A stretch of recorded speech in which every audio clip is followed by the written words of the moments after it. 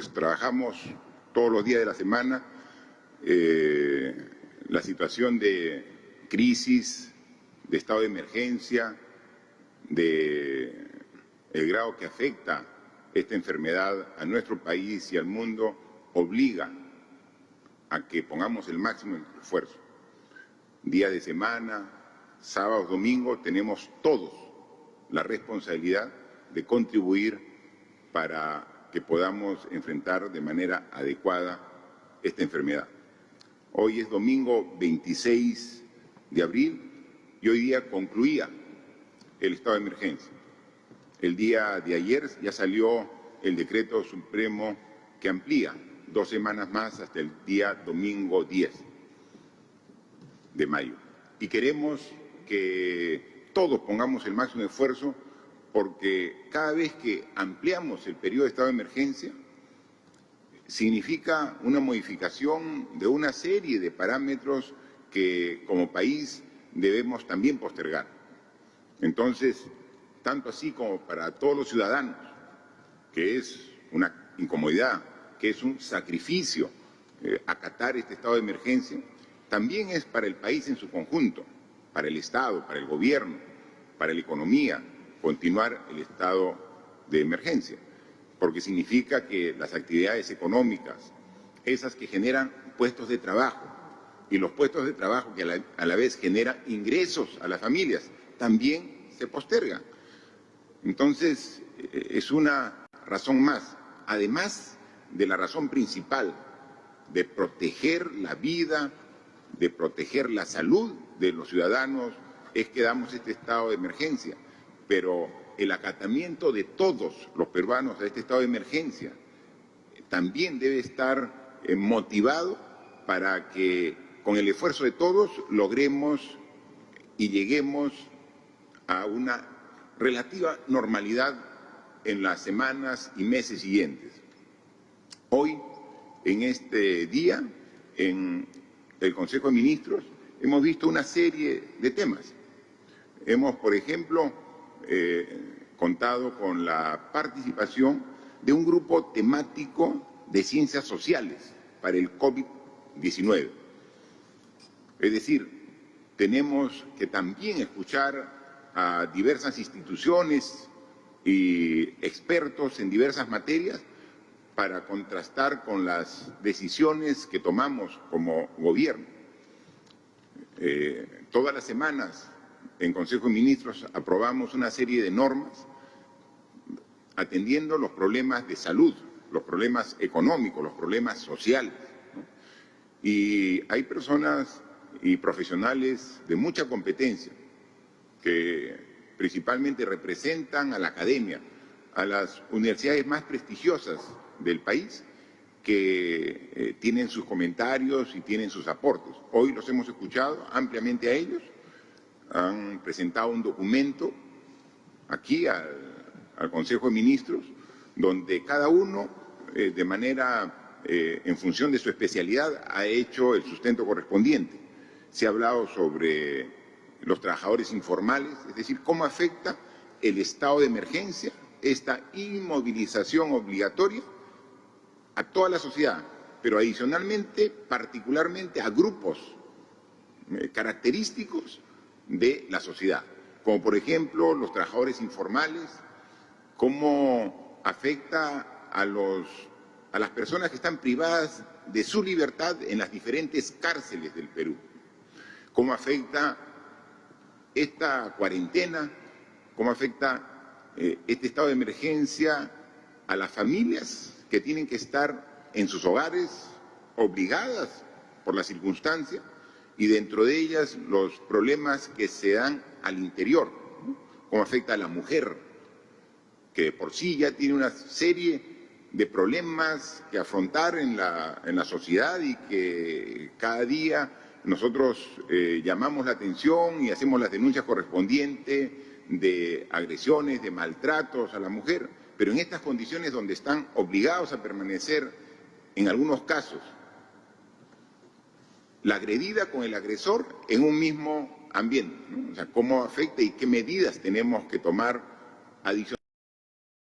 a las que ya hemos tomado, a las que venimos realizando, ¿no? Entonces, tener también diagnósticos y sugerencias ajenas del Ejecutivo siempre ayudan porque complementan la visión que debemos tener para tomar siempre la mejor decisión, ¿no? El rol, o sea, ¿cuál es el rol que debe tener cada miembro de las familias en sus hogares? Más aún en esta etapa de inmovilización social, ¿no? Entonces, ¿cómo hacer desde el gobierno, desde el Estado, para recomendar en esta convivencia que se da en los hogares, para que los roles clásicos también cambien, ¿no? Entonces, realmente un análisis muy interesante también cómo afecta a los niños, niñas y adolescentes, ¿no? A los jóvenes, a los que están en su casa, a los que estudian o a los que estaban trabajando, ¿no? Entonces, todo realmente puntos de vista valiosos y que llegar a ellos puede significar un riesgo, porque ellos están, por su nivel de aislamiento, están libres del virus, pero llegar muchas veces con un bono puede generar más daño que beneficio, ¿no? Entonces, todo eso, buscar las salidas correspondientes. Y también, ¿qué hacer respecto a los migrantes venezolanos que vinieron a nuestro país, como a varios países de la región, en cantidades muy grandes y que ahora, al igual que todos, están teniendo serios problemas, ¿no? Nos decían información de algunos estudios que han realizado en estas últimas semanas, donde un porcentaje importante de estas familias, de personas de Venezuela que han venido al país, quisieran retornar también a su país de origen, ¿no? Pero obviamente están ahora cerradas las fronteras y eso genera también un problema, ¿no? En consecuencia, hemos visto este tipo de temas que son relevantes y que los hemos discutido y que sirven también de insumo para continuar tomando decisiones en beneficios de la sociedad en su conjunto, pero sin perder de vista que existen problemas especiales a grupos humanos importantes que hay que atender de manera particular y especial. Hoy también tuvimos una reunión del CIAS, es una comisión intersectorial de asuntos sociales, que está integrada por los ministros que tienen relación directa con los asuntos sociales. ¿Y por qué teníamos que reunirnos a instancias del Consejo de Ministros con CIAS?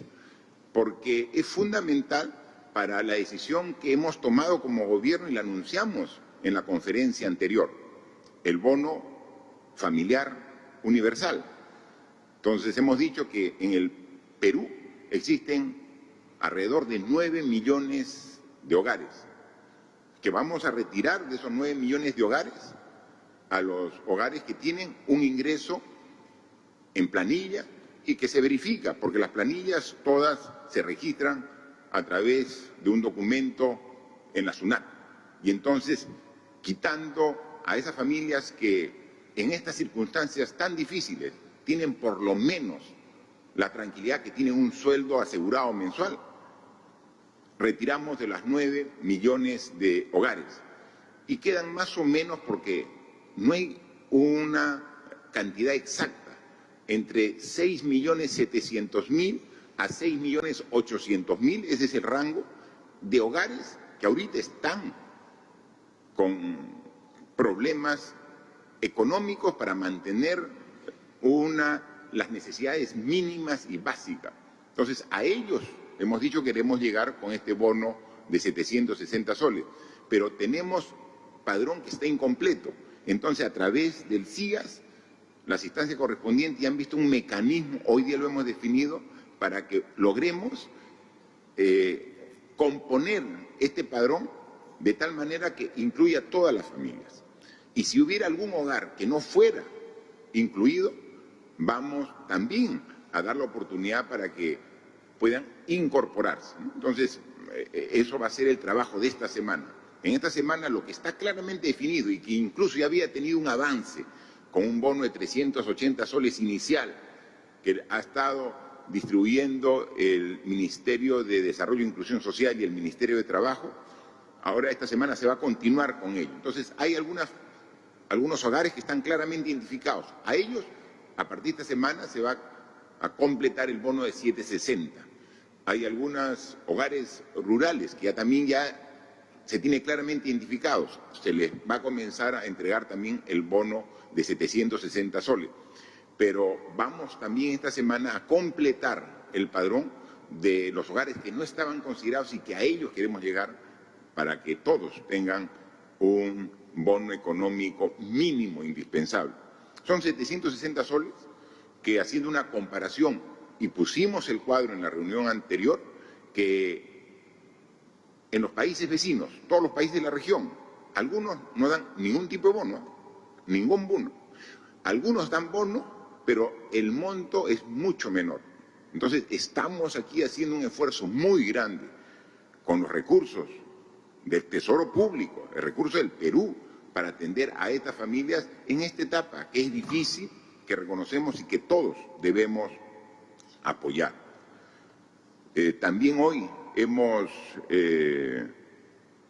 aprobado, discutido un decreto de urgencia que incrementa el FAE, el Fondo de Apoyo Empresarial, pero para las microempresas.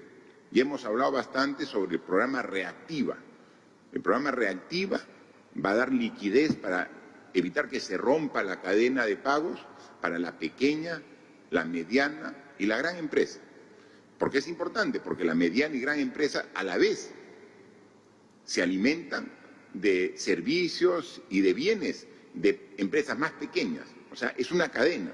Entonces tenemos que dar liquidez y para eso se ha destinado con garantía del Estado 30.000 millones de soles. Pero esa es reactiva.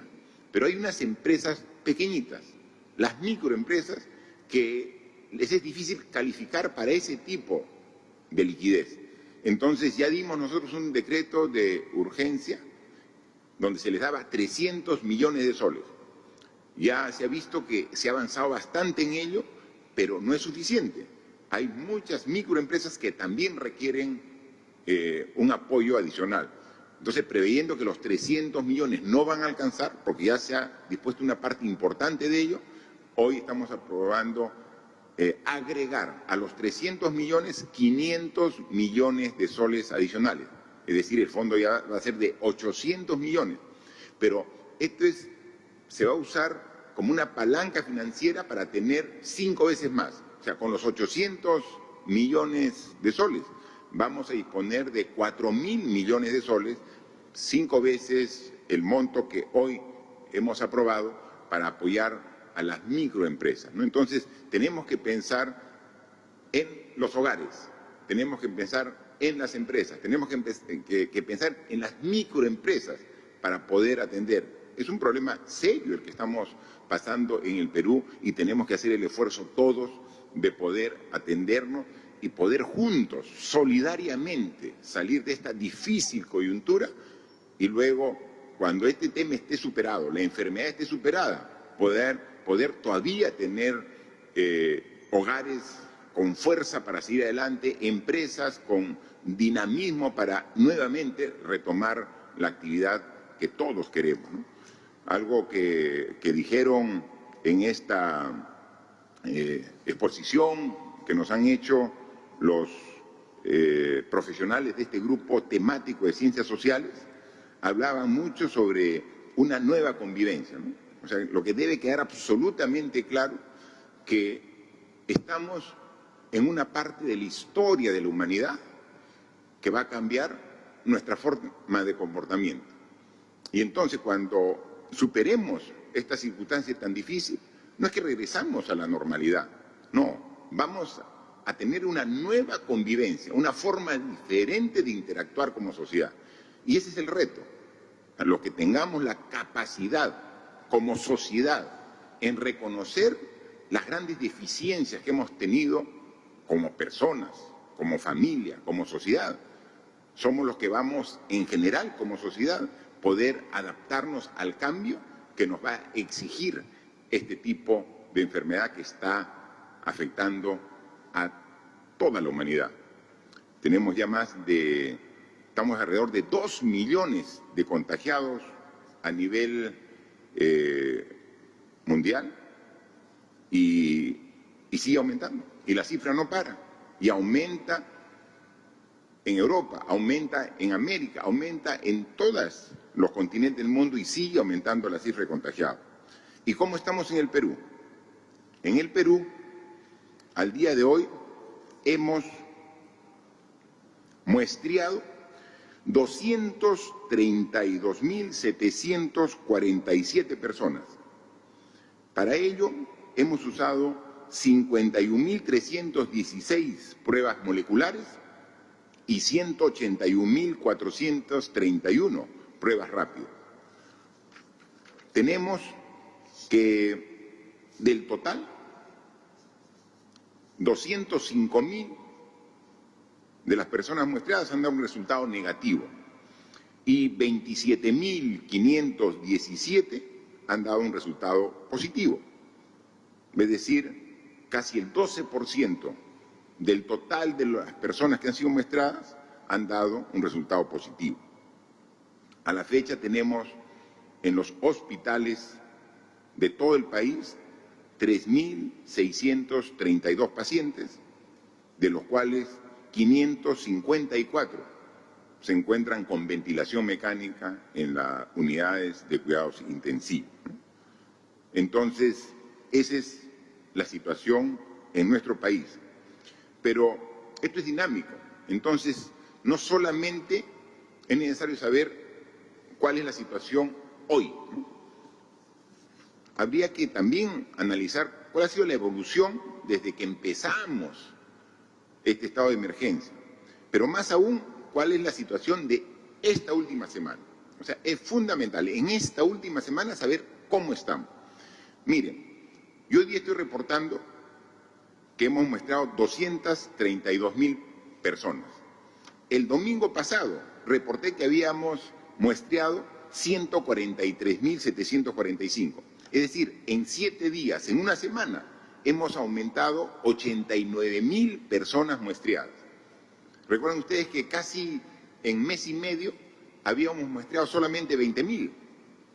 Y ahora en una semana hemos muestreado en el país a 89.000 personas.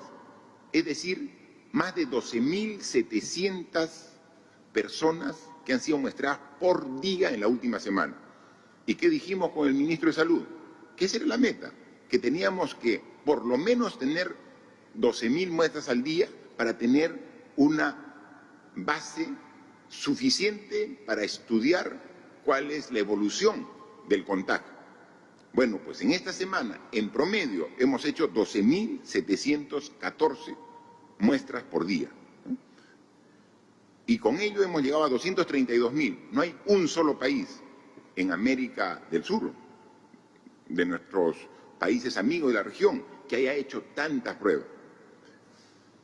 Es difícil que algún país pueda haber llegado ni siquiera a 100.000 pruebas en todo este periodo. Nosotros ya vamos por 232.000. Y lo importante, hablando de pruebas, es de que la próxima semana nos llegan al Perú más de 1 millón de pruebas adicionales. 1 millón de pruebas adicionales. 800.000 pruebas rápidas y 350.000 pruebas moleculares. Tenemos la próxima semana. Aquí vemos también que los casos positivos, que hoy anunciamos que son 27.500, hace una semana, 7 días antes, eran 15.600. Hemos aumentado un promedio de casi 1.700 casos diarios. 11.889 casos positivos en la semana. ¿Y esto qué reflexión nos deja? Que estas 11.889 personas han contraído el virus, se han contagiado, no en la semana. En esta semana lo hemos muestreado, pero se han contagiado 1 o 2 semanas antes. ¿Dónde? En pleno estado de emergencia. Seguramente porque no respetó la distancia social de 1 metro cuando fue a hacer sus compras al mercado. O quizás porque no pensaba en la gravedad de la enfermedad y decía, sí puedo ir a una reunión con mis amigos o una reunión familiar. Hemos visto, porque al final uno en las redes rápido le llega la información, que hay veces vemos colas de personas que están yendo a comprar alimentos, cola de personas que están yendo a cobrar su bono, ¿no? Y hay veces tenemos que dosificar para que no vaya mucha gente a un determinado banco, para que no haya una concentración, y entonces hay que ordenar, ¿no? Pero ayer seguramente a muchos de ustedes, como a mí, me llegó un video de una larga cola que no respetaba la distancia mínima requerida para evitar el contagio, pero era para comprar cerveza. O sea, eran personas con cajas, 3, 4, 6 cajas de cerveza en cola para comprar cerveza cuando estamos en pleno estado de emergencia, cuando estamos con el aumento de casos todavía a un nivel que nos preocupa a todos. Y entonces decimos, ¿existe todavía familias que no tienen real conciencia de la magnitud del problema que tenemos como país? Esa cola, porque hay que decirlo, era en una avenida, en un sitio especial, específicamente en la región de Piura, ¿no? Y ahí está, y se ve quién es el distribuidor de cerveza, la cola que llegaba, cómo se pasaban la voz entre amigos, parecía que era un sábado de fiesta, por lo menos en esa urbanización. No hay todavía la conciencia real de la magnitud del problema. Eso es lo que nos preocupa. Y eso es lo que debemos cambiar. Una nueva convivencia, una nueva responsabilidad. Va a llegar un momento en que se va a tener que suspender, como está previsto, el estado de emergencia. Pero lo que no se puede suspender es nuestro comportamiento responsable de higiene. Tenemos o el alcohol, si lo tenemos a mano, o si no, el lavado de manos con agua y con jabón. Suficiente lavado de manos con agua y con jabón. Cuando llego a casa, cuando salgo de casa, cuando toco cualquier superficie, cuando recibo el vuelto, cuando recibo la bolsa, cuando compro los alimentos, cuando voy al banco, regreso, agua y con jabón. La distancia de 1 metro. El uso de mascarillas, inmediatamente salgo de mi vivienda. Eso, costumbres que tienen que continuar incluso después del estado de emergencia. Si logramos una responsabilidad y un cambio de comportamiento de todos, principalmente de esas personas irresponsables como ayer haciendo colas para comprar cerveza, poniendo en riesgo su salud y la salud de sus familiares, porque contraen el virus en la cola, lo llevan a casa. Y quizás pueda ser un muchacho, un joven, resistente al virus, pero en su casa hay una persona mayor de 60, 70 años, que son los vulnerables. Y son los que tenemos que cuidar. Y son los que no deben salir bajo ninguna circunstancia de sus hogares. Hasta que no superemos esta enfermedad, hasta que no llegue la vacuna, las personas de la tercera edad tienen que cuidarse. Ellos, y tienen que cuidar todos sus familiares. Cuidemos a nuestros padres, cuidemos a nuestros abuelos, cuidemos, incluso así no tengamos un vínculo de familiaridad, cuidemos a las personas adultos mayores. Ellos son los vulnerables. Quizás si uno es joven, si quizás uno no tiene ninguna enfermedad, el virus no le va a hacer mayor daño, pero sí vamos a hacer el vínculo, vamos a ser nosotros quien nos transportemos hasta la persona que sí es vulnerable. Por eso es lo importante, por eso es tan importante el concepto de solidaridad que debemos tener todos los peruanos en esta enfermedad. Aquí también son reportes medio voluminosos que me hace llegar siempre el Ministerio de Salud sobre la disponibilidad de camas, y ya lo hace, ya ahora sí, a nivel nacional y luego diferenciado.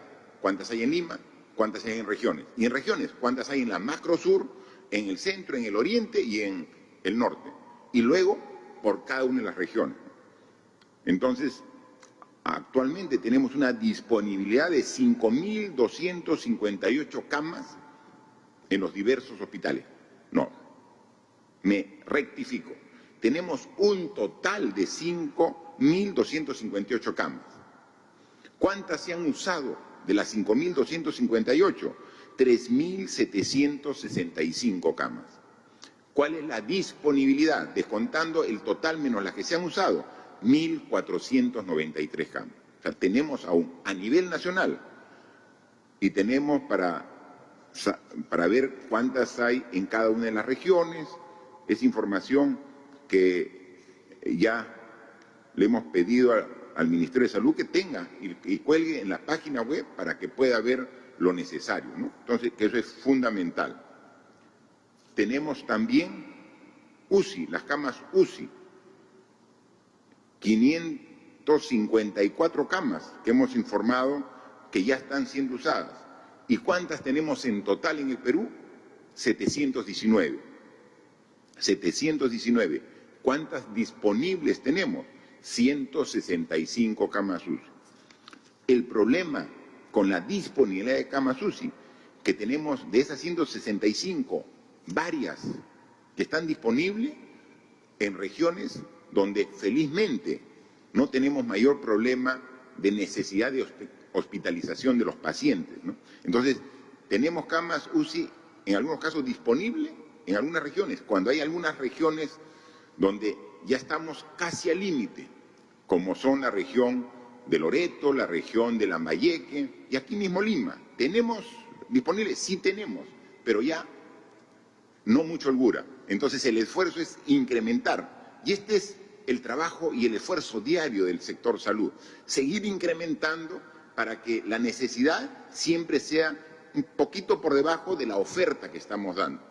Ya la próxima semana, también, así como viene ese más de 1 millón de pruebas que hemos visto que ya se van a trasladar hacia el Perú, también ya de la compra que hemos hecho de 450 ventiladores mecánicos.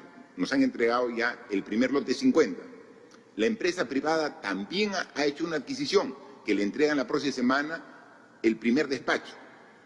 Entonces vamos a tener un grupo de ventiladores mecánicos que ya van a estar listos la próxima semana para trasladarlos al Perú.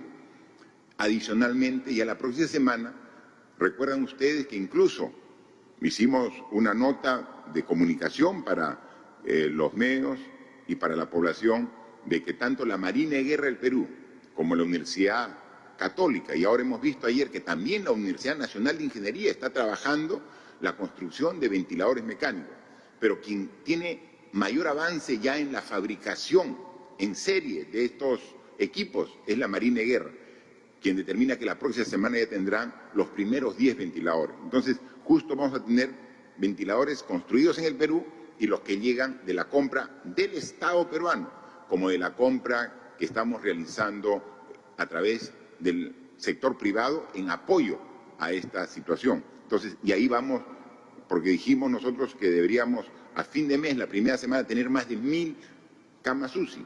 Bueno, tenemos a la fecha 719 y con estos equipos esperamos llegar a los 1.000 que teníamos previsto, ¿no? Entonces, esa es la forma en la cual seguimos trabajando.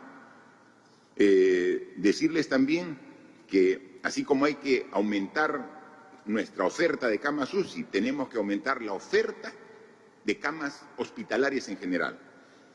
En regiones estamos ubicando albergues, instalaciones que no han sido construidas para salud, pero que estamos dándole las condiciones para una atención adecuada para los pacientes que no requieran cuidados intensivos, pero que sí requieran una hospitalización con un seguimiento y control médico.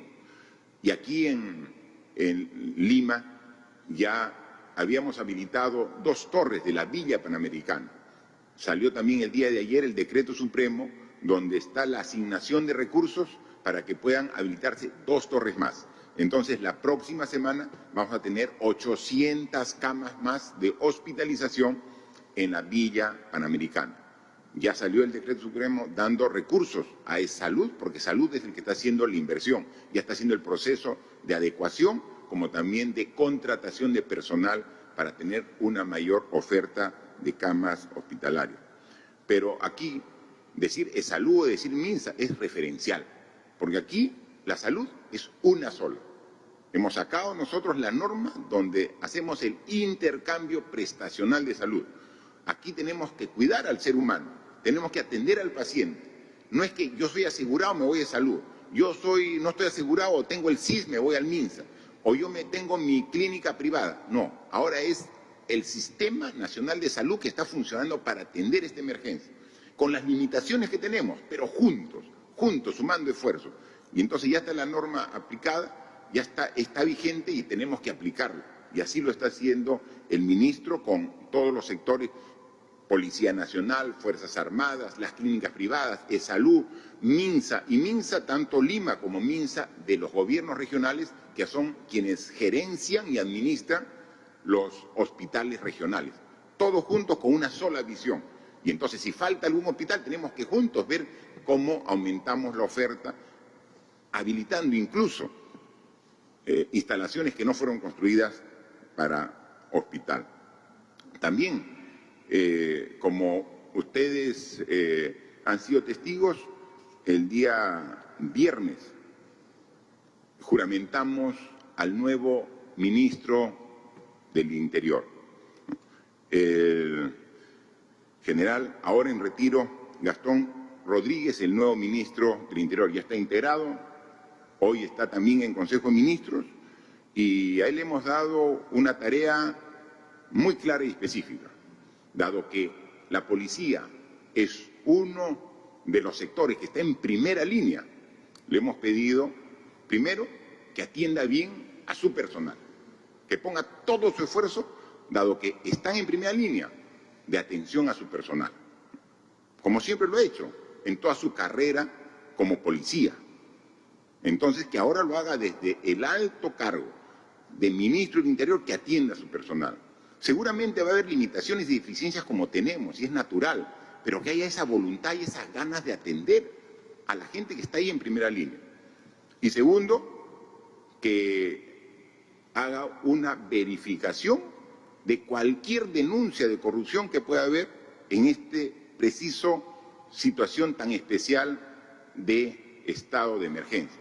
Se han hecho muchas compras, seguramente deben haber compras bien hechas, y si hay alguna denuncia sobre algún presunto acto de corrupción, como es la característica de este gobierno, que analice, que revise y con el personal adecuado, de ser el caso, sancione ejemplarmente cualquier acto de corrupción.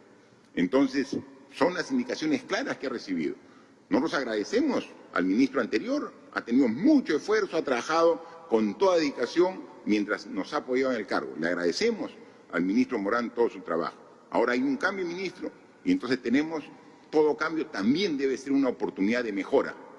Todo cambio debe ser una oportunidad de corregir errores y deficiencias. Y eso es lo que le hemos pedido al ministro Rodríguez en el desempeño del cargo. Asume esta responsabilidad en medio de una crisis, en medio de una emergencia. Así que el reto es más grande. Pero acá hoy día también somos un equipo. Todo el Consejo de Ministros le da el respaldo para que cumpla a satisfacción las responsabilidades de este nuevo cargo.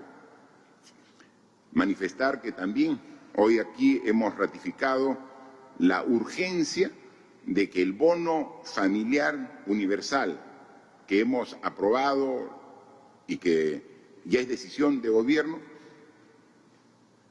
es bueno en la medida que sea oportuno. Si este bono sale en 3 meses, ya no es oportuno. Este bono tiene que salir máximo en el transcurso de ahora a un mes. Sabemos que llegar a 6.800.000 hogares es difícil, más aún que están divididos en 24 regiones, que están divididos en zona urbana, pero también zona urbana marginal, en las zonas más alejadas de la ciudad, pero también parte de este bono, como tiene que ser, tiene que llegar a la zona rural, al campesino, al peruano que vive lejos de las ciudades, también tiene que llegar a sus hogares.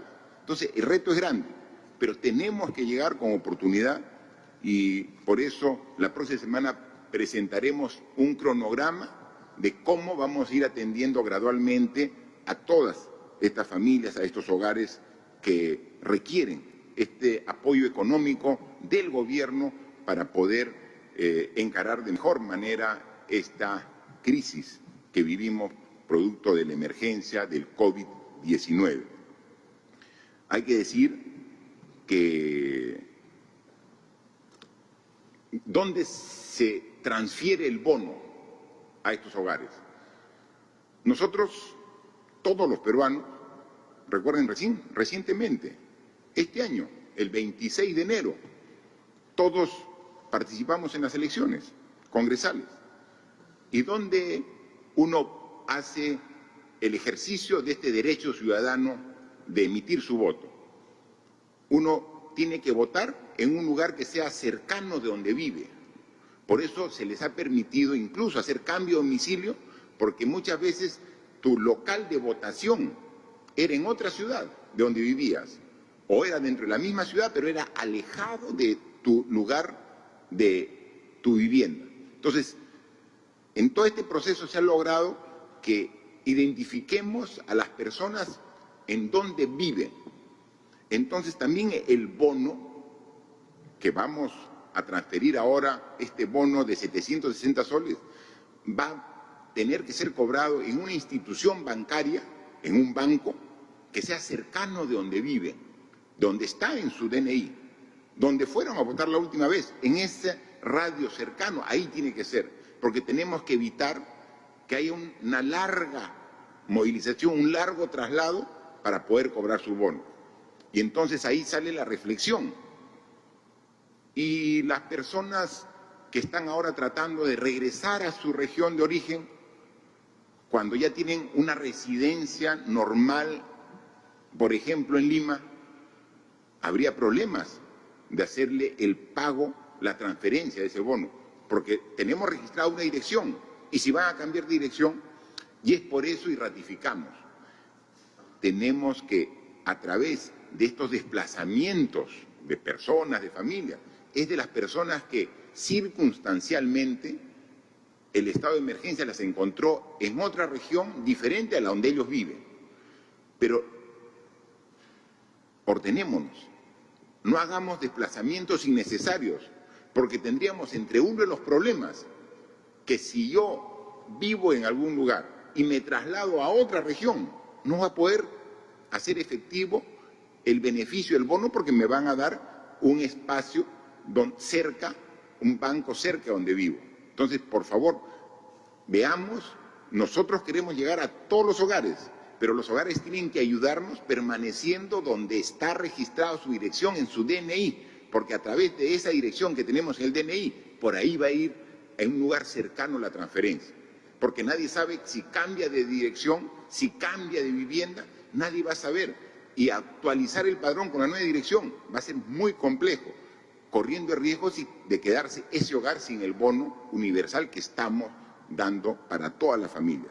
Así que colaboremos con los gobiernos regionales, con el gobierno nacional, para trasladar a las personas con seguridad, pero a las personas que realmente lo requieran, porque tienen que retornar al lugar donde ellos siempre han vivido. Eso, por favor, ayudémonos juntos y vamos a tener el mayor beneficio posible.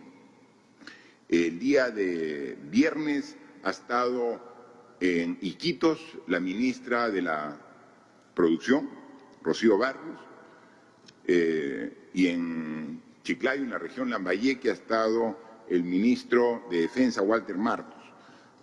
Ambos para coordinar con las autoridades regionales, las autoridades políticas, los gobernadores, pero también con las autoridades de salud para darle todo el apoyo que requieren estas regiones que tienen problemas para poder atender la situación difícil, crítica por esta enfermedad.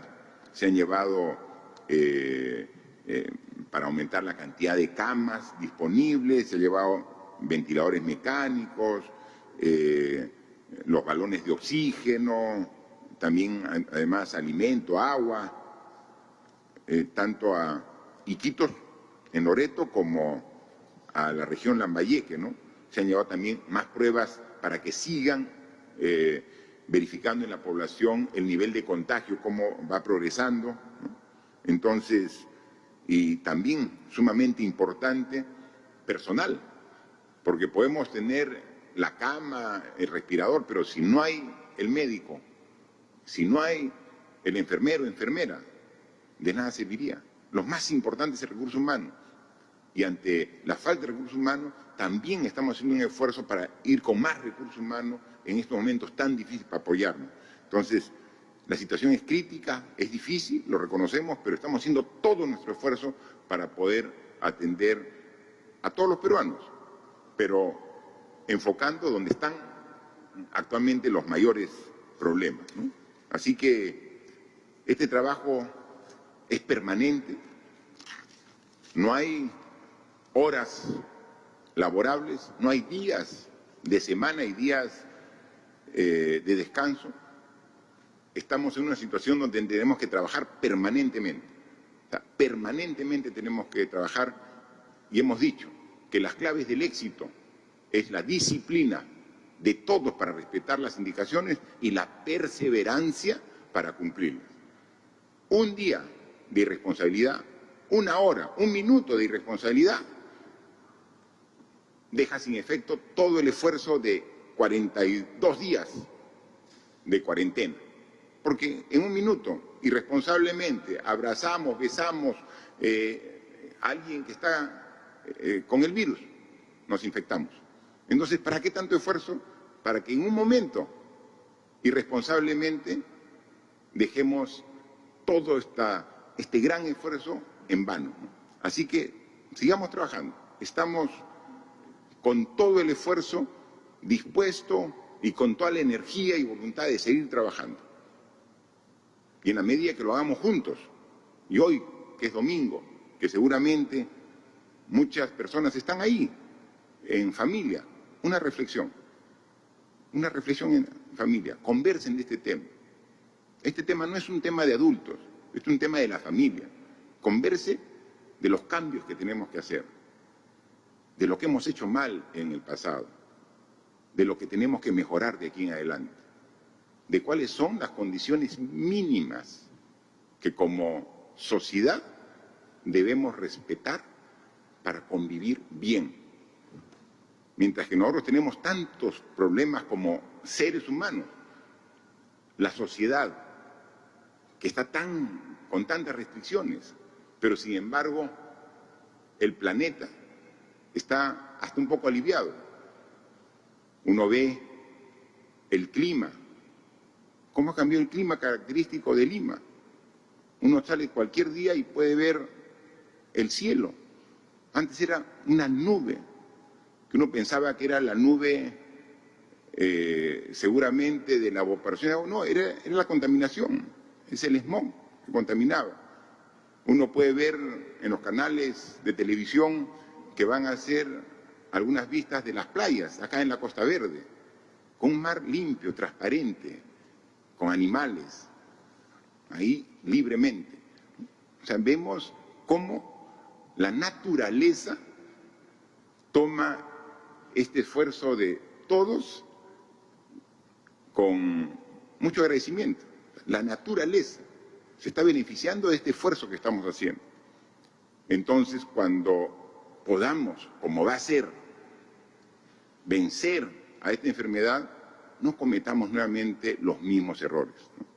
Hagamos un esfuerzo de cambio, que esto quede para el futuro, que nos deje como mejores ciudadanos, que nos deje como mejores personas, que esa sea la lección que aprendamos todos de los difíciles momentos que estamos pasando todos los seres humanos.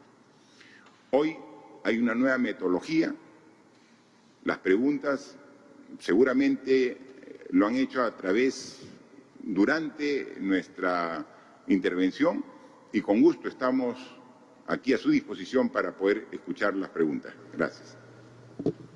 Muchas gracias, señor presidente. La primera pregunta a cargo de IDL Radio.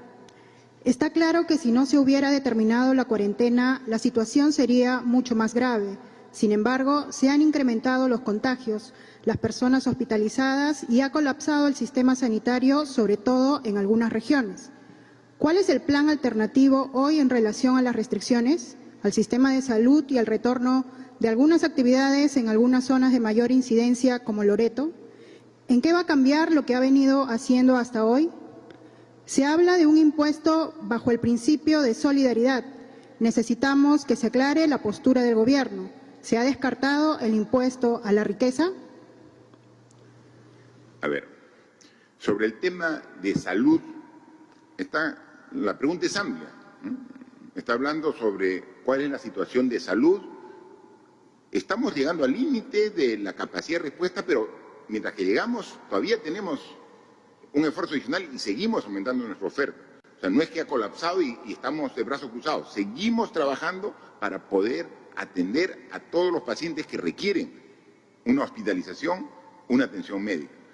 Pero yo quisiera que ese tema lo amplíe el ministro de Salud. ¿Qué estamos haciendo ahora? ¿Qué siguientes pasos estamos haciendo para tener siempre una posibilidad de atender a los cada vez más pacientes que van requiriendo esta atención? Por favor. Gracias, señor presidente.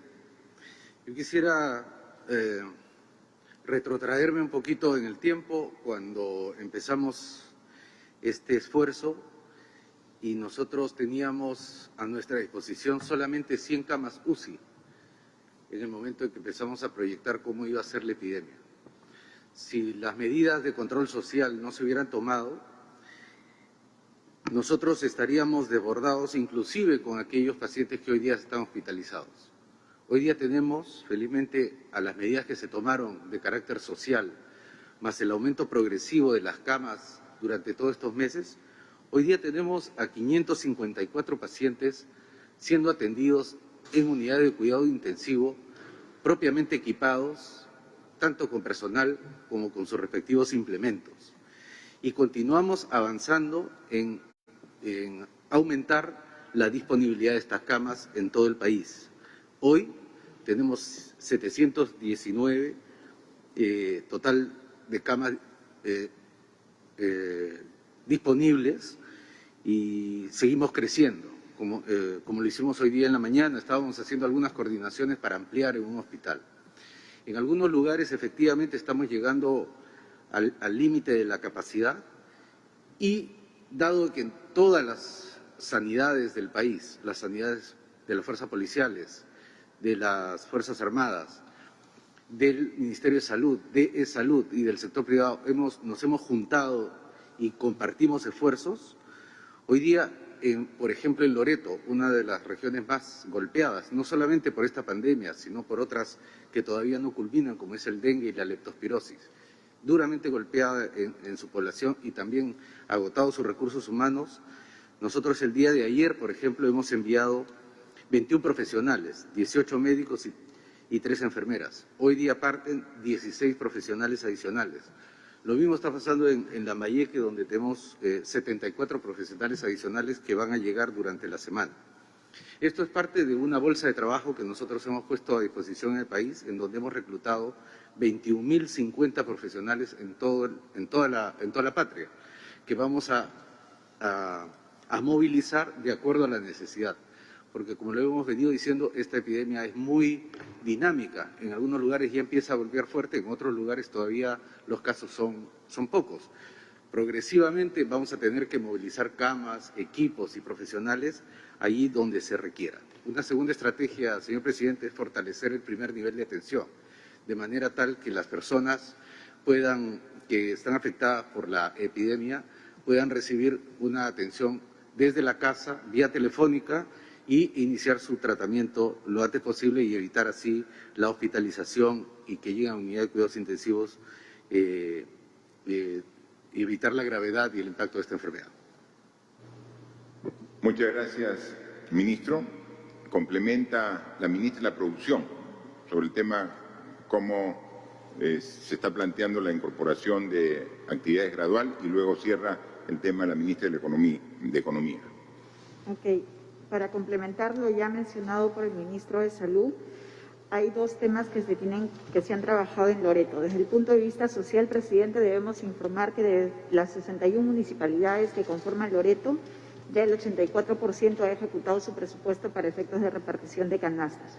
Adicionalmente, se cuenta con 11 toneladas de víveres básicamente no perecibles para repartir a aquellas comunidades nativas que están aisladas, que no tienen un contagio, pero que ya tienen, por haber cerrado sus fronteras, tienen obviamente escasez de productos y se está disponiendo la entrega a estas también. Desde el punto de vista del reinicio de actividades económicas, estamos nosotros midiendo los niveles de riesgo por región.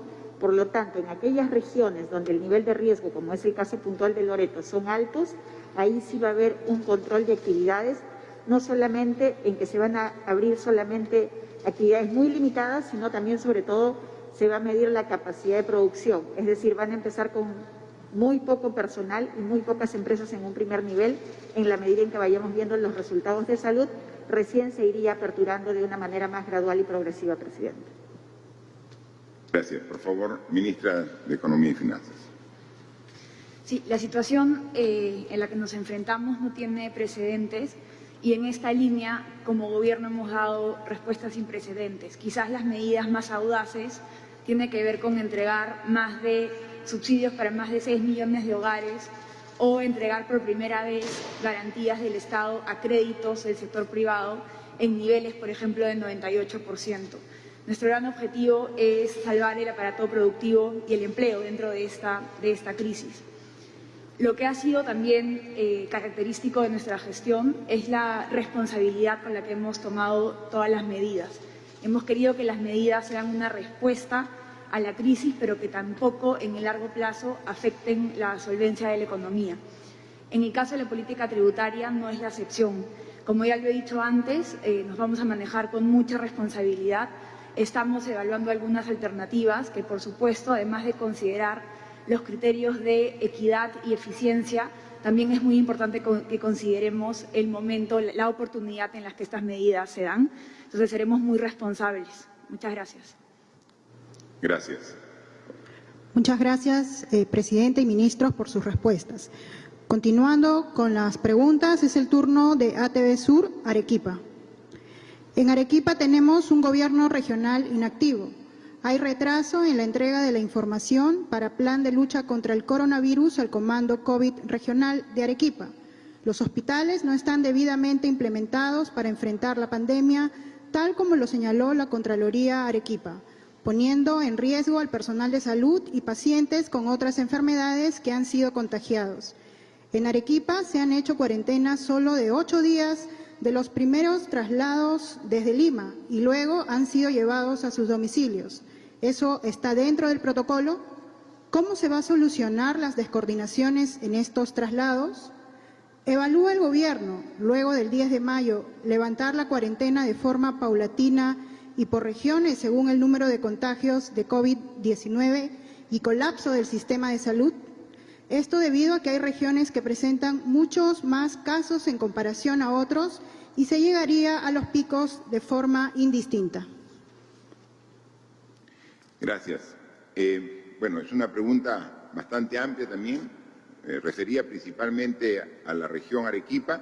Yo tengo aquí la información, por ejemplo, que me reporta el Ministerio de Salud, y aquí tenemos, por ejemplo, ¿no? En Arequipa se tienen 133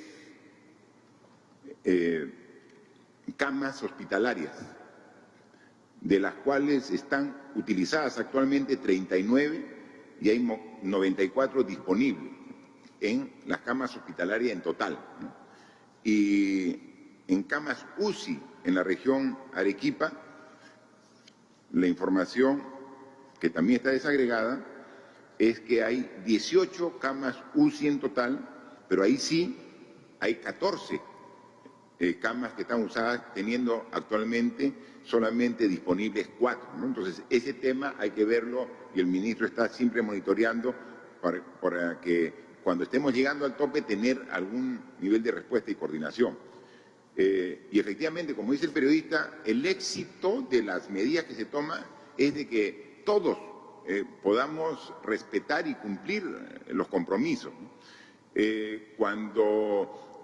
Recuerde, hubo la repatriación de peruanos que estaban en otros países, regresaron al Perú y como regresan por el aeropuerto Jorge Chávez en Lima, entonces la responsabilidad era de aquí, del gobierno nacional, de que estén 15 días en cuarentena en hoteles o en la Villa Panamericana para que luego de los 15 días, con una prueba rápida correspondiente, podían regresar a su domicilio. ¿Para qué? Para continuar el estado de emergencia, ¿no? Pero es el control.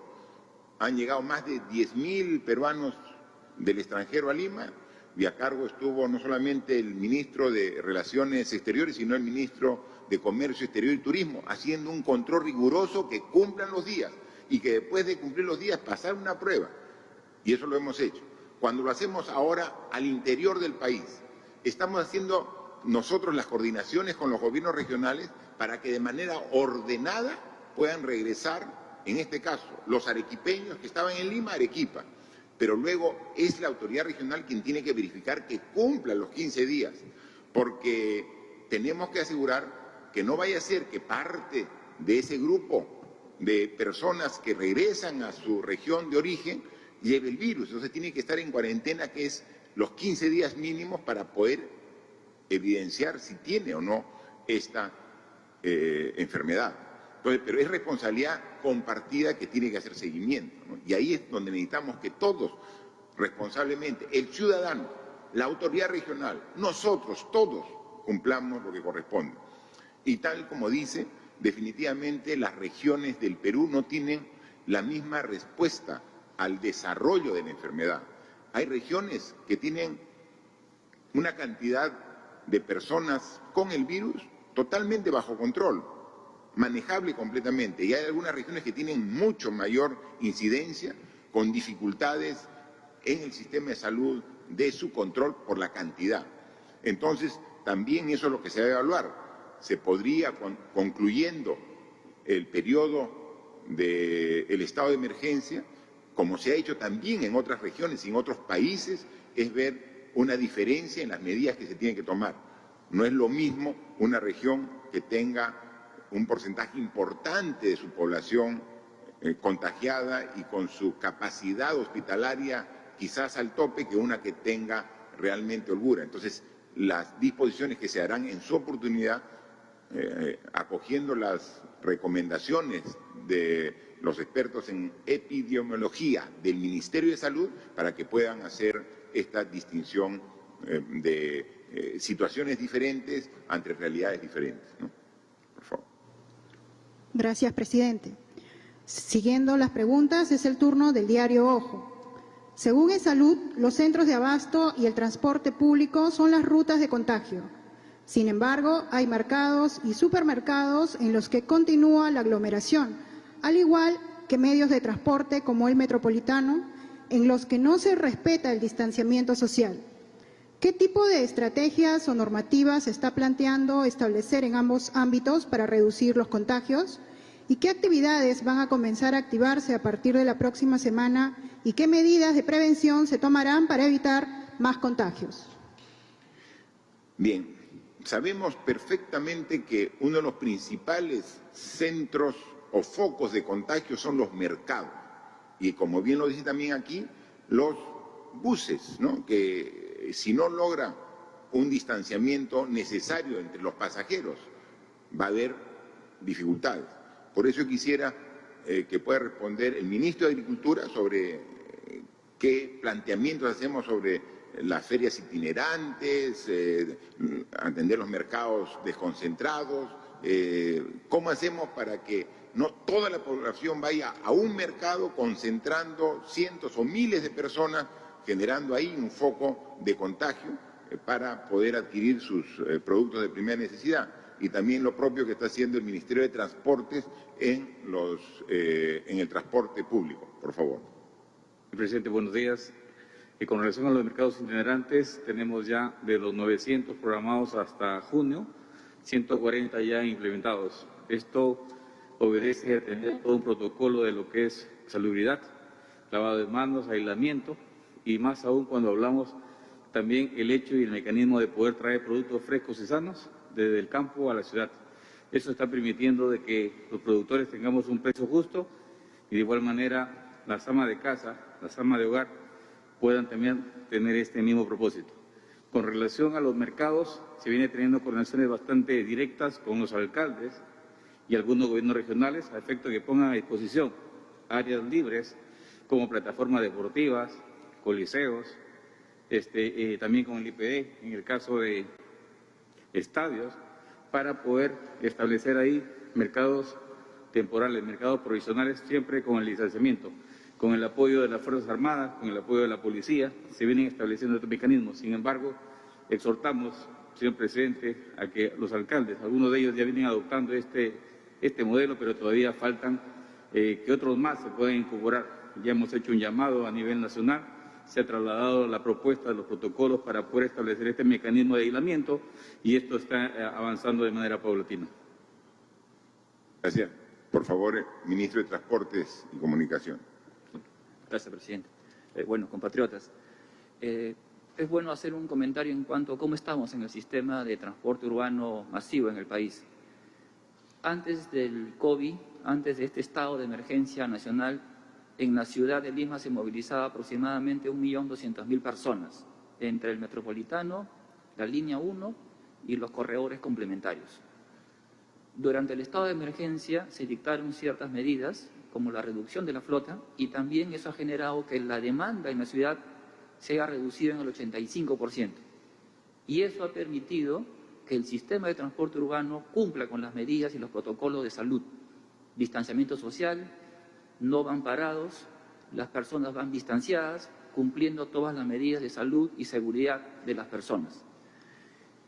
Y esto también se replica en los otros sistemas de transporte en la ciudad, que son los buses regulares que movilizan también a las personas. Ahora, en cuanto a cuál es la estrategia, es una pregunta que dice, ¿qué tipo de estrategias o normativas se están planteando? Bueno, como lo comenté en la última conferencia de prensa, en el Consejo de Ministros, la estrategia es un cambio de actitud en el modo de ver la movilidad urbana en la ciudad. Hemos planteado una estrategia de usar un sistema de transporte no motorizado como alternativa, que es el uso de bicicletas, para lo cual estamos implementando corredores segregados, corredores exclusivos, para distancias cortas, distancias de menos de 7 kilómetros, en la cual permita al usuario usar la bicicleta como una medida alternativa para poder movilizarse entre los hospitales, centros de abastos, escuelas. De esa manera va a permitir descongestionar, evitar aglomeraciones en las estaciones, paraderos y también aglomeraciones en el transporte público. Y esto lo queremos replicar también, no solamente en Lima y Callao, sino replicarlo en todas las regiones del país.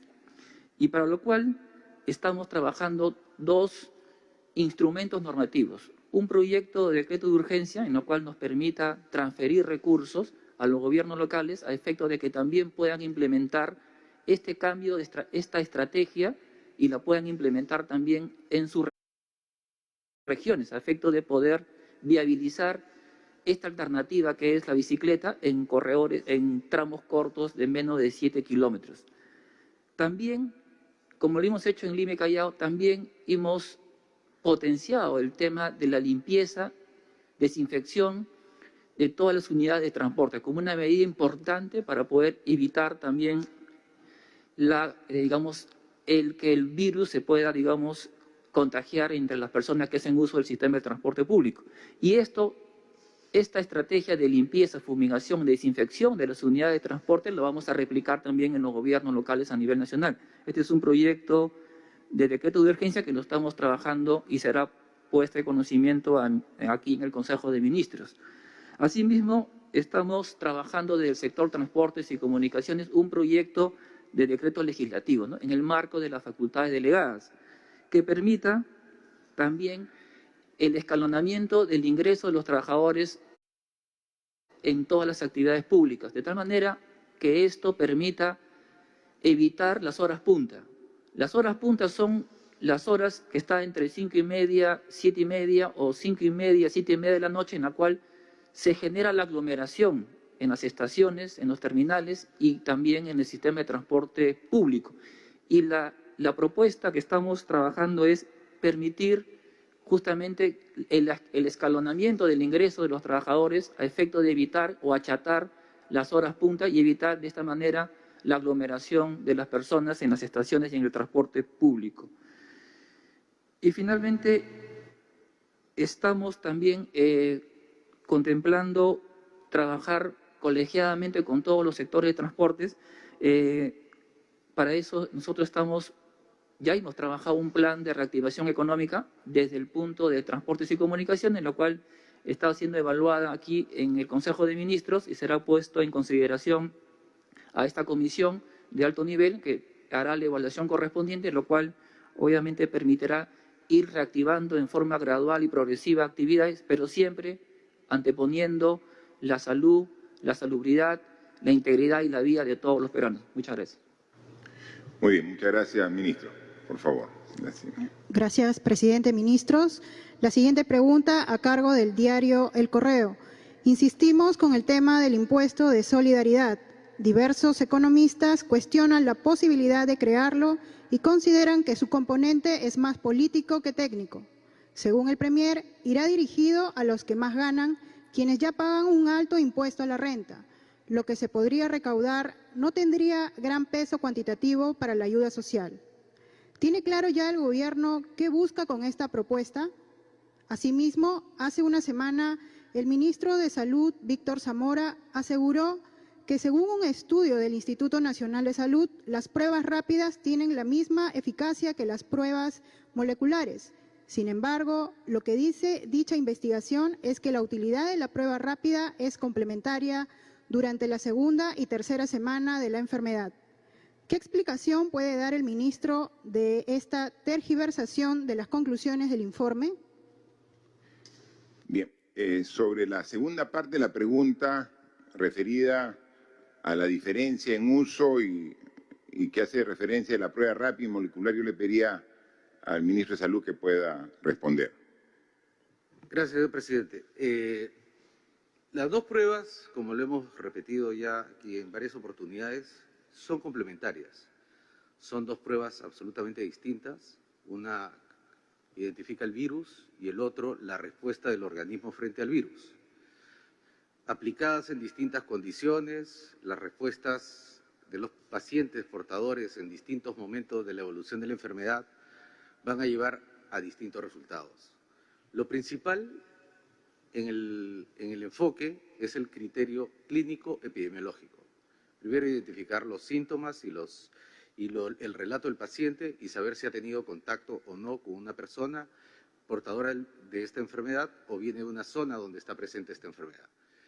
Luego, para certificar que esta persona tiene o no la enfermedad, uno usa una prueba de laboratorio. Esto no debe impedir que el clínico o el hospital inicie el tratamiento rápidamente para evitar la mortalidad. En cuanto a la prueba particularmente, la prueba molecular es mucho más potente que la prueba serológica, y eso lo hemos dicho aquí y en otras oportunidades. Sin embargo, en condiciones de epidemia como esta, de pandemia como esta, donde uno tiene que garantizar la calidad de la recolección de la muestra, portar adecuadamente la muestra hacia el laboratorio y procesarla de manera óptima, la eficacia en esas condiciones no óptimas de tomar, transportar y procesar, se pierde la potencia de una prueba tan buena como la molecular. Estas deficiencias no se presentan en la misma magnitud con las serológicas, de tal manera que siguen siendo complementarias y nos han ayudado, señor presidente y compatriotas, a identificar en todos los casos un porcentaje importante de personas portadoras del virus y a orientar nuestras acciones de respuesta. Sí, justo yo tengo aquí el reporte del día de hoy de los 27.517 personas que tienen al día de hoy confirmado el virus, el COVID-19, en su organismo, 12.725 han sido evaluados por la prueba molecular y 14.792 se les ha dado la respuesta del virus positivo en su organismo gracias a la aplicación de la prueba rápida. Si no hubiéramos aplicado a ese segmento, a ese grupo de personas la prueba rápida, no tendríamos ubicados a más de 14.700 personas que ahora ya saben que tienen la prueba rápida y que son no solamente portadores del virus, sino a la vez que ellos también contagian, o sea que deben tener una doble responsabilidad y cuidado para evitar el contagio.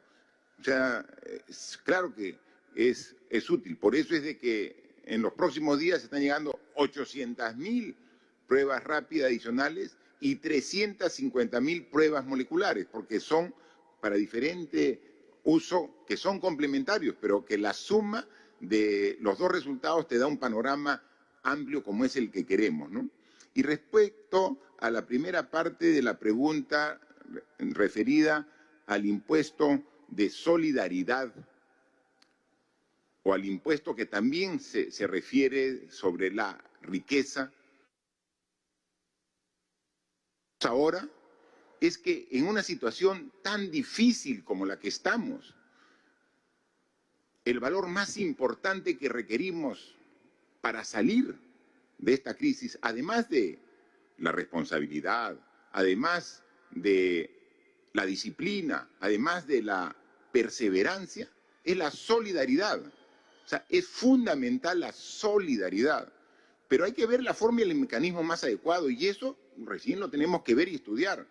Pero no podemos hacerlo porque para hacer cualquier cambio al respecto se requiere de una ley. Entonces, no podemos, las medidas que estamos haciendo para dar 760 soles a 6.800.000 hogares peruanos, lo podemos hacer y es parte de nuestra competencia como Ejecutivo a través de un decreto de urgencia. Pero cambiar a través de un tributo, un impuesto referido a los que ganen una cantidad elevada mensualmente o a la riqueza que algunos grupos empresariales han tenido a lo largo de su desempeño económico, empresarial por años. Y yo creo que, ¿por qué observar si ni siquiera hemos analizado el tema con profundidad que nos den la posibilidad el Congreso? Entonces, veámoslo, pero el concepto es que aquí tenemos que ser solidarios. Tenemos que ser solidarios. Es un requisito necesario también para poder salvar esta difícil situación en la que nos encontramos todos los peruanos. Aquí es solidario el Estado peruano, que con todos sus ahorros, más de 5.000 millones de soles para 6.800.000 familias en estado de vulnerabilidad. Aquí es solidario el peruano humilde que por seguir las indicaciones necesarias para poder vencer esta enfermedad está viéndose afectado directamente.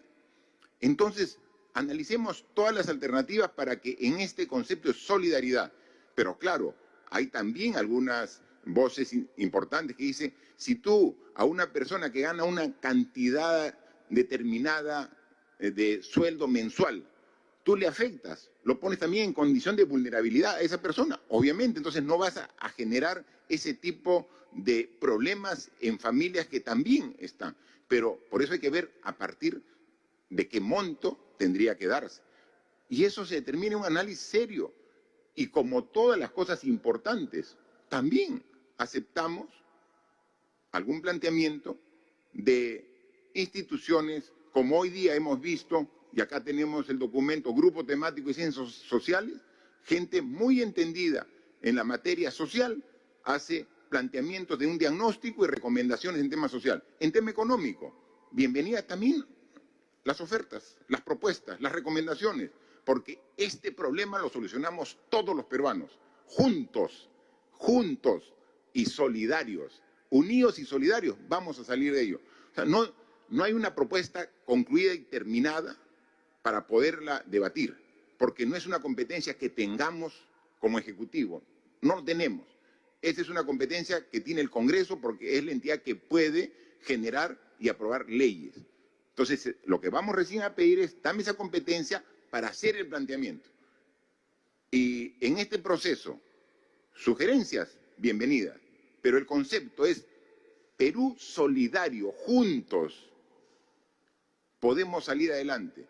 Y si ese concepto no lo tenemos después de esta terrible enfermedad que nos afecta a todos los peruanos, creo que poco hemos aprendido de esta situación crítica que estamos viviendo en carne propia todos los seres humanos. Última pregunta de Radio Las Vegas, de Mollendo. Señor presidente, hace días anunció el bono universal de 760 soles para todos los peruanos. ¿Qué va a pasar con las personas que no accedan al bono? ¿Qué medidas va a tomar su gobierno? Asimismo, ¿cuál es el diagnóstico, proyecciones y planes que tiene el gobierno respecto al manejo de la pandemia en la región sur? Particularmente en Arequipa, donde los casos de contagios se han incrementado alarmantemente en la última semana, considerado que a más de un mes de la emergencia en esta región, aún no se habilita por completo el hospital COVID, hospital de campaña que construye el MINSA. Quedan muy pocas camas UCI y ventiladores. ¿Enviarán más pruebas moleculares, y especialmente en Mollendo, Matarani y el Valle del Tambo? En las instituciones educativas particulares vienen exigiendo que se pague el 100% de la pensión de marzo y abril. ¿Su gobierno qué medidas va a tomar? Muchas gracias a la pregunta, pero prácticamente también es muy similar a una pregunta de un anterior medio de comunicación que, como es un sorteo, también es de la región Arequipa, ¿no? Pero ahí hay una particularidad sobre temas de pensiones, de colegios, ¿no? Yo le pediría al ministro de Educación que nos pueda explicar al respecto. Sí, presidente, muchas gracias y gracias por la pregunta también. Para este gobierno y en realidad para el país, la educación es un servicio público esencial. Desde esa perspectiva, nosotros tenemos que garantizar la continuidad y la calidad del servicio para todos los niños, independientemente si va a un colegio estatal o a un colegio privado. En el caso de los colegios estatales, hemos diseñado esta estrategia Aprende en Casa que garantiza la continuidad del servicio, que además es un bien público para que todas las personas, independientemente de si va a un colegio público o privado, puedan acceder a ella. En relación a las instituciones privadas, nosotros en un primer momento, dada la emergencia de la situación, dimos mensajes relacionados con la necesidad que haya un diálogo entre los papás, mamás y las instituciones educativas. Lamentablemente eso no ha funcionado como se esperaba que funcione y tenemos muchas familias que están efectivamente preocupadas por la situación que están enfrentando y por la falta de transparencia de las instituciones privadas.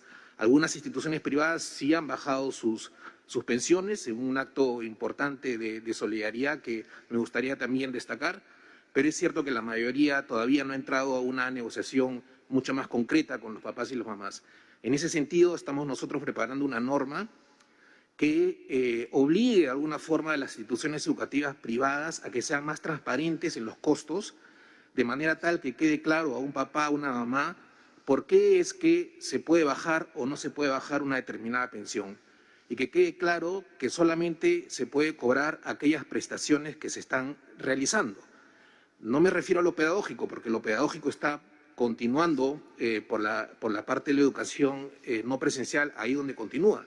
Pero podrían haber un conjunto de otras prestaciones que no se están dando en esta etapa donde la educación es virtual. En ese sentido, creemos que con esta norma va a quedar claro que los papás y las mamás solamente deben pagar prestaciones que efectivamente se estén realizando, ¿no? Pero si igual hay un problema económico en algunas familias, como Estado estamos respondiendo a eso, diseñando la ampliación de la matrícula pública para que la educación pública se encargue de absorber a aquellos niños y niñas cuyas familias por razones económicas no van a poder continuar pagando el servicio privado, ¿no? A partir del 8 de mayo vamos a hacer un lanzamiento de una matrícula ordenada para poder planificar de manera adecuada este servicio y que se pueda dar con la calidad que todos esperamos que se dé. Muy bien, gracias, ministro. También han consultado este medio de comunicación respecto al bono de 760 soles, que tiene carácter universal porque queremos que llegue a todos los hogares. Pero nos preguntan, por eso le pido a la ministra de Desarrollo e Inclusión Social, a la ministra Ariela, que nos indique un poco, o sea, cómo vamos a hacer para garantizar que llegue a todos. Porque ese es el esfuerzo. O sea, nosotros como gobierno queremos que el bono solidario, este bono de carácter universal, solamente excluya a los hogares que tienen ingresos por planilla de manera permanente. Ellos ya tienen un ingreso, entonces, bien por ellos. Entonces, a ellos excluimos. Pero sacando a esos 2.300.000 familias que ya están identificados que tienen un ingreso, quedan 6.700.000, 6.800.000 hogares que queremos atender.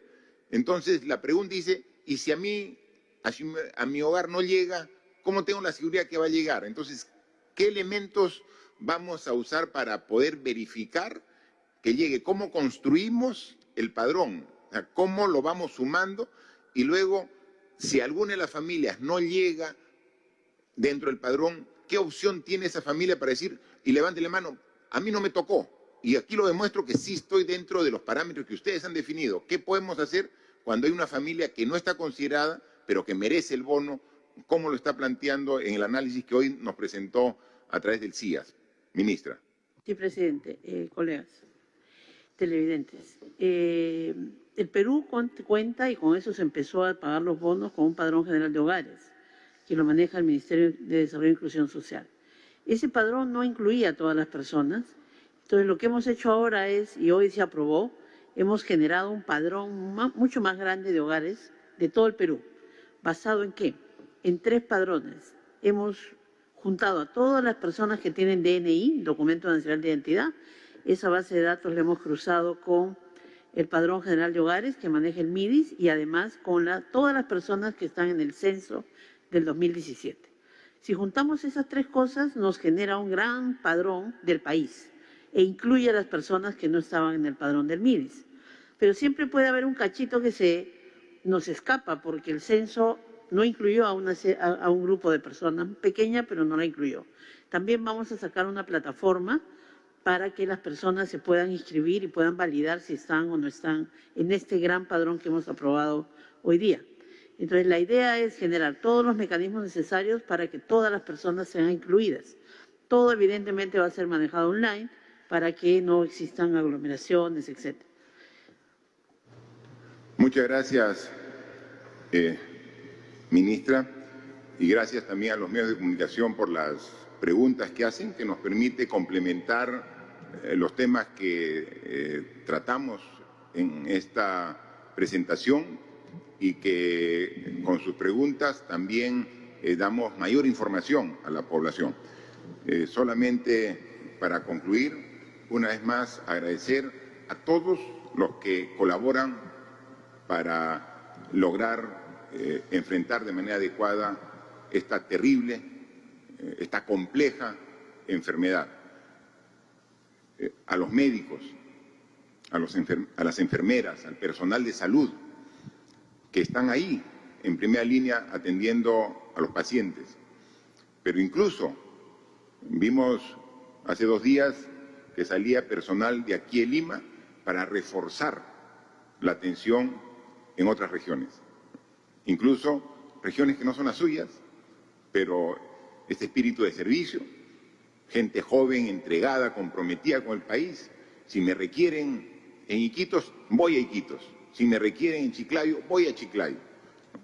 Yendo a defender la vida, la salud de gente que no conocen, pero que son solidarios y quieren apoyar, ¿no? Al personal de la policía.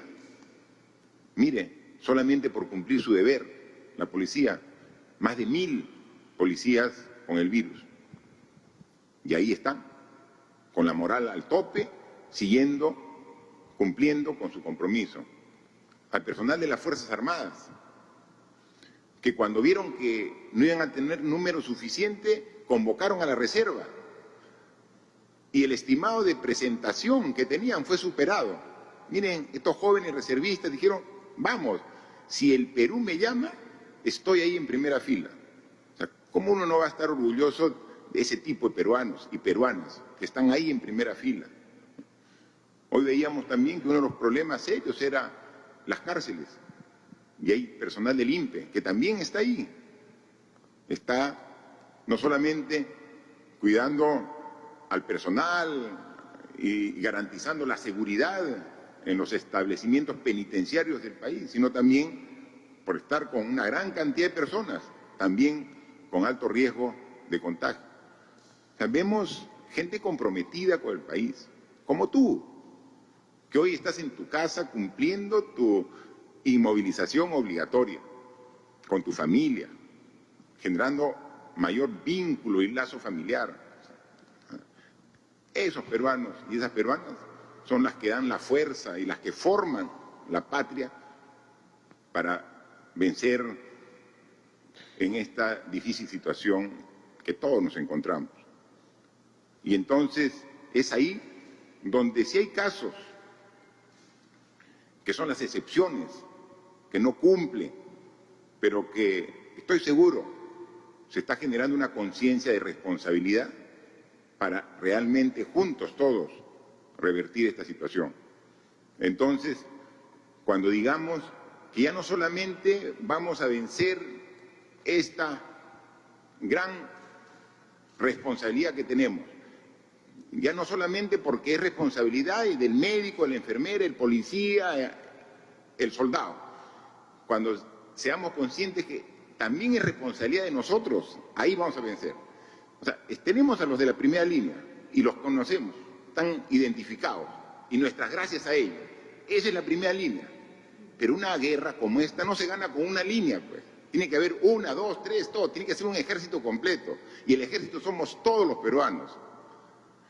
Solamente si estamos esperanzados en que la primera línea va a ganar esta guerra contra el COVID-19, no tenemos pues el sustento correspondiente. O sea, no es que yo observo indiferente cómo actúa esta primera línea. O sea, cuando digamos yo soy parte de este ejército, yo también voy a contribuir. Y en muchos casos la mejor contribución es quedarme en casa. La mejor contribución es no salir por gusto con cualquier pretexto en la etapa de inmovilización. Entonces, cuando todos seamos conscientes de que esta guerra no solamente la gana la primera línea, con las personas que todos respetamos y aplaudimos, sino la ganamos con la participación de todos, ahí sí vamos a tener los resultados que todos esperamos, que todavía no son esquivos y los reconocemos. Queda claro que si no hubiéramos tomado las medidas que hemos hecho desde el 15 de marzo, la situación ahorita estaría completamente diferente. Los resultados son diferentes, pero pueden ser mejores en la medida que todos nos comprometamos. Todos somos parte que sufre esta situación. Si todos somos parte de la solución a este problema, va a ser mucho más fácil obtener los resultados que todos esperamos. Así que gracias a todos por el compromiso, por la entrega y disciplina y perseverancia. Trabajemos juntos, apoyemos esa primera línea, seamos un ejército y vamos a ganar esta guerra. Muchas gracias. La exhortación entonces Señoras y del señores, presidente de la la República conferencia para de que no prensa ha salgan de sus concluido. casas los Se ciudadanos agradece a los si es medios que de no es comunicación por necesario. las Las preguntas cifras a la remitidas fecha el de día hoy, de hoy. Buenas tardes. 27.517 casos positivos de un muestreo de 232.747 personas. Continuamos con la programación.